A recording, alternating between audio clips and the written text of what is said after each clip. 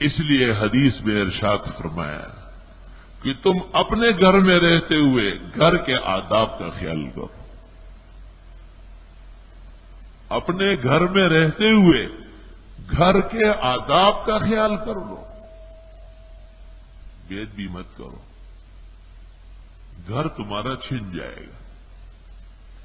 شہر میں کبھی ادھر رہ رہے، کبھی ادھر رہ رہے، کبھی ادھر چلا جاتا ہے، اچانک پتہ چل جاتا ہے، ساز و سامان لے کے بڑے مکان میں چلا گیا. یہ سمجھتے ہیں کہ بہت بڑا کام ہوا، حقیقت میں بہت بڑی پھٹکار پڑ رہی ہے. عقل نہیں ہے، ہوش و سوچ نہیں. حضرت ارشاد فرماتے ہیں صلی اللہ علیہ وسلم، دیکھیں حضرت نے فرمایا کہ میں نے جبریل کو کہا کہ فلاں ٹائم پہ تو آؤ، فلاں وقت تو آ جاؤ ذرا. وقت وعدہ ہو گیا تھا اور وقت گزر گیا اور جبریل نہیں آئے. تو حضرت فرماتے ہیں کہ میں باہر نکلا گھر سے تو جبریل باہر کھڑے. میں نے دریافت کیا، اس نے کہا گھر میں ایک پلہ ہے، جرو القلب، پلہ چھوٹا سا کتا. حضرت بڑے حیران ہو گئے کہ میرے گھر میں کتا کہاں سے آیا. جب تلاش کیا گیا تو حضرت حسن مجتبی چھوٹے بچے تھے 2-3-4 سال کے، وہ کہیں سے چھوٹا پلہ بغل میں دبا کے چارپائی کے نیچے دے گئے. نواسا تھا نانا جان کے گھر میں لے کے آئے. حضرت صلی اللہ علیہ وسلم کو پتہ نہیں ہے. وہ بندر روڈ پہ، بنس روڈ پہ علم غیب بٹتا ہے اور ادھر سولجر بازار میں علم غیب بٹ رہا ہے. قبروں کو، درگاہوں کو علم غیب کی بوریاں ٹرک بھر بھر کے بھیجا جا رہا ہے. اور تمام علوم کے سرتاج و سرخیل جن کے ساتھ اللہ نے ہدایت اور مغفرت موقوف کی ہے، نبی کریم صلی اللہ علیہ وسلم، ان کو یہ معلوم نہیں ہے کہ حضرت حسن پلہ کب لے کے آئے، گھر میں چارپائی کے نیچے دبایا ہے. حدیث میں حضرت بیٹھ گئے چارپائی کے نیچے، لکڑی سے کوہ کوہ کر کے اس کو نکالنے لگے، نکلو یہاں سے. اور پھر پانی سے اس کو دھلایا گیا تاکہ کوئی بال، کوئی چیز نہ رہ جائے. گھر کے آداب ہے بہت. اپنے گھر میں بھی غلط آدمیوں کو اور غلط چیزوں کو نہیں لا سکتے. ام المومنین عائشہ صدیقہ رضی اللہ تعالیٰ عنہ کی خدمت میں ایک شخص آیا اور اس نے کہا کہ میں آپ کا رضائی چچا ہوں. جس خاتون نے آپ کو دودھ پلایا ہے اس کے خاوند کا میں سگا بھائی ہوں. ام المومنین نے کہا انما ارضعتنی امی، مجھے تو عورت نے دودھ پلایا، مرد نے تو نہیں پلایا کہ مرد کا بھائی آ رہا ہے میرا چچا بن رہا ہے، باہر نکلو. گھر کے آداب، حجاب و پردہ دیکھے. اس کا نام فلیح تھا، فلیح، اور بعض روایتوں میں افلاح بھی آتا ہے. جب نبی کریم صلی اللہ علیہ وسلم گھر تشریف لائے تو ام المومنین نے فرمایا کہ اس طرح افلاح آیا تھا، اور اس نے اندر آنے کا کہا. میں نے تو اجازت نہیں دی کیونکہ مجھے تو عورت نے دودھ پلایا، مرد نے تو نہیں پلایا کہ اس کے بھائی آ رہے میرے چچے بن رہا ہے. حضرت مسکرائے اور فرمایا عائشہ انہ عمک ولی یلج علیک، واقعی وہ چچا بن چکا ہے، آ سکتا ہے.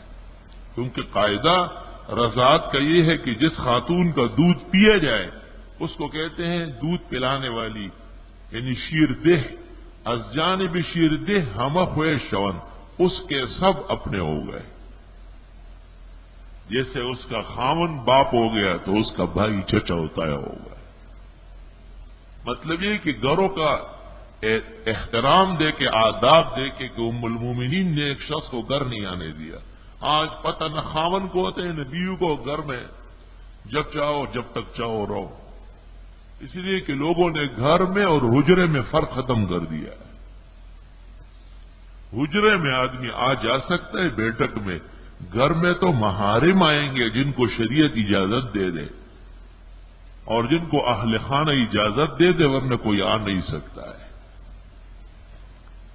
اس لیے جناب نبی کریم صلی اللہ علیہ وسلم نے ارشاد فرمایا کہ جس گھر میں 3 چیزیں ہوں ان میں رحمتوں کے فرشتے نہیں آئیں گے. جنوبی آدمی جس کو جنابت فرض ہو چکی ہے یا حائضہ کا حیض ختم ہو چکا ہے یا جس عورت کا بچہ ہوا ہے نفسا، اس کی مدت نفاس پوری ہو چکی ہے، غسل فرض ہے اور ابھی تک نہیں کیا ہے، اس گھر میں بھی فرشتے رحمتوں کے نہیں آئیں گے. اللہ اکبر. علماء دین کا اس پر اتفاق ہے کہ ناپاکی کے فوراً بعد جتنا جلد ہو سکے غسل کرنا سنت اور غسل حتمی کرنا ضرور کرنا یہ فرض ہے.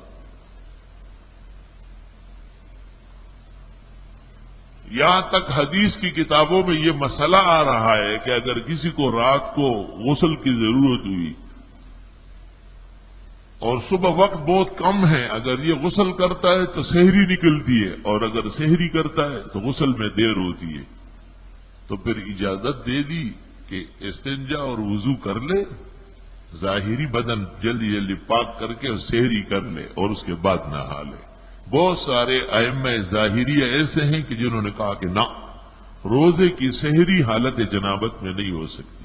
اگرچہ یہ بات صحیح نہیں ہے لیکن یہ قول کیا گیا ہے.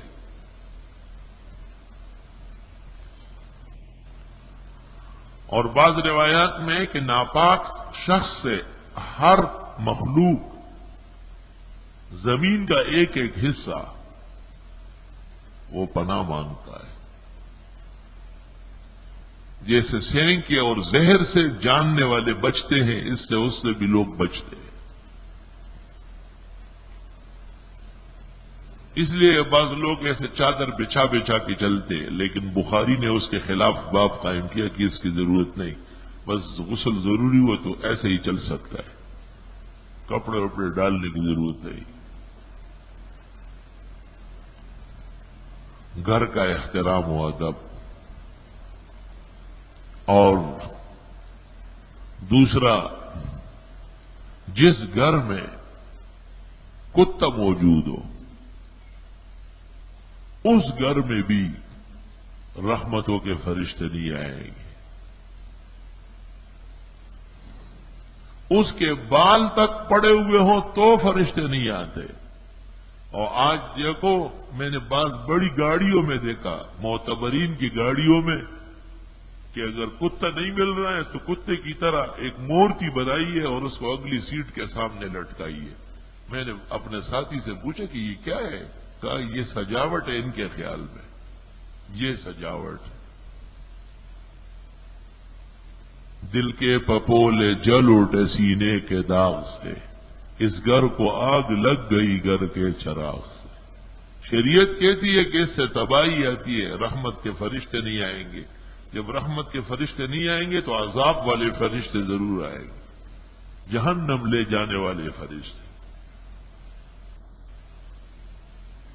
جن 3 کتوں کی اجازت دی ہے، شکار کے لیے کتا رکھ سکتے، چوکیدار کے لیے رکھ سکتے، مال مویشیوں کی حفاظت کے لیے کھیتوں میں کتا رکھ سکتے، ان کے لیے بھی علماء دین کہتے ہیں کہ ان کی جگہ اور راستہ علیحدہ کر لیا جائے تو بہتر ہے. جیسے گھروں میں سروینٹ روم ہوتا ہے تو ایک ڈاگ روم ہی بنائے گا اور اس کے لیے علیحدہ راستہ بھی چھوٹا سا بنائے تاکہ وہ عام راستے میں نہ حائل ہو اور اللہ کے ملائک کو، رحمت کے فرشتوں کو روکنے کا سبب نہ بنے، کیونکہ سارا وبال پالنے والے پر ہو. گھر کے آداب اور احترام. قرآن کریم میں ہے سورۃ یونس میں کہ حضرت موسیٰ علیہ السلام اور ان کے متبعین کے ساتھ جب فرعون کا ظلم اور زیادتی حد سے بڑھ گئی تو اللہ تعالیٰ کی طرف سے حکم آیا کہ وَجْعَلُوا بُيُوتَكُمْ بِمِصْرَ قِبْلَةً، گھروں کو قبلہ رخ بناؤ. قبلہ رخ یعنی گھر ایسے بناؤ کہ جس میں نماز سہولت سے ہو سکے. جس طرح ریسٹ اوپن اور یہ بناتے ہیں تو اس طرح یہ خیال بھی رکھے کہ قبلہ بالکل سامنے آئے. جیسے علماء کہتے ہیں کہ گھر میں کھانے پکانے کا نظام دائیں طرف ہو اور باورچی خانہ جسے کہتے ہیں، اور دیگر ضروریات کا نظام الٹی طرف ہو، یہ سب آداب ہے، کیونکہ دائیں کو بائیں پر فضیلت ہے۔ جب آپ نماز میں ہاتھ باندھتے ہیں تو دائیں ہاتھ اوپر رکھ لیتے ہیں۔ آج تک کسی بیوقوف نے بھی ایسا نہیں باندھا کہ الٹا ہاتھ اوپر کر لے۔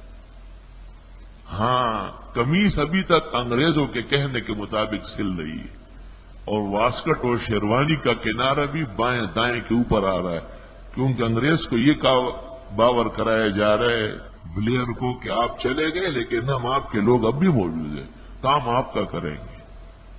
کام وہی ہو رہا، اور عام نہیں، خواص کا طبقہ مبتلا ہے۔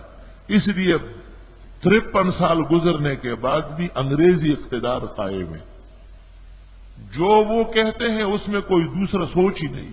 ادھر سے ایک حکم آتا ہے کہ دیکھو تمہارے مولوی اور مدرسے ٹھیک نہیں۔ مولوی لوگوں کے نماز پڑھاتے ہیں اور ان کو نکاح اور جنازہ پڑھاتے ہیں، ان کا ایمان اور ان کا سارا انجام علماء سے متعلق ہے۔ پوری دنیا کے ہر قوم میں مذہب کے لوگ محترم ہوتے ہیں، اور پاکستان کے 52 سالہ تاریخ میں یہ واحد جماعت ہے کہ جس کا کردار بے لوث اور مقدس ہے۔ باقی سب لوگ کرتے کیا ہے؟ جن کی بڑی بڑی ڈگریاں اور عہدے ہیں وہ کرتے کیا ہے؟ بڑے بڑے جسٹسوں کو، چیفوں کا حال کیا ہوتا ہے؟ راتوں رات جو پورا عمل تبدیل کیا گیا تھا، کیوں؟ کوئی ریکارڈ دکھا دے مجھے کہ کسی عالم نے دباؤ میں آ کے مسئلہ بتایا؟ ہرگز نہیں بتا سکتے، کیونکہ یہ دین بڑا بلند ہے۔ میں تو کہتا ہوں حکومت کو چاہیے کہ مدرسوں کا، علماء کا شکریہ ادا کر دی کہ معاشرے کی تطہیر اور اس کی پاکی اور صفائی ستھرائی کا مشکل ترین کام، عقائد بھی پاک صاف کر رہے ہیں اور اعمال بھی وہ علماء، مدرسے اور مسجدیں کر رہے ہیں۔ یہ اور بات ہے کہ اندھے کو نظر نہ آئے، یا نظر آ رہا ہے لیکن مجبور ہے اس کے خلاف کرنے پر۔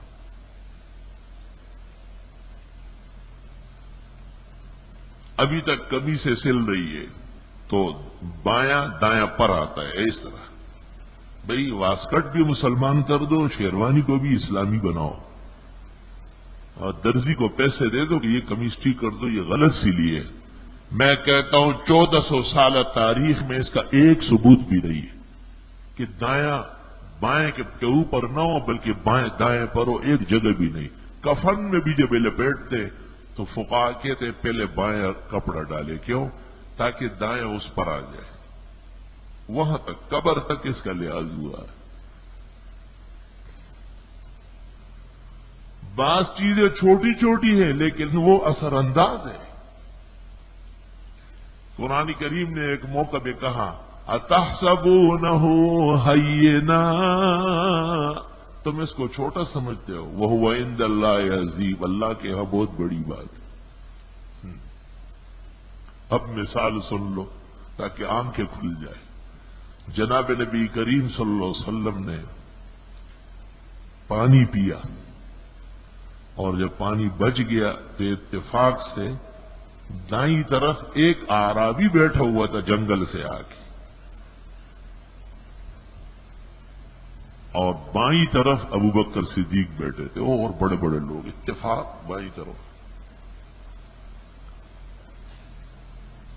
ادب یہ ہے، نبی آداب کے بڑے پابند ہوتے ہیں کہ جب چیز بچ جائے تو جو دائیں طرف ہے ان کا حق پہلے۔ تو آپ نے اس اعرابی سے کہا کہ آپ کی اجازت ہے میں ابو بکر صدیق کو دیتا ہوں؟ اس نے کہا اللہ۔ اعرابی تھا لیکن میں کہتا ہوں دنیا کی فقہ اور فقہا اس پر قربان جائے، کتنا علم تھا اس کا۔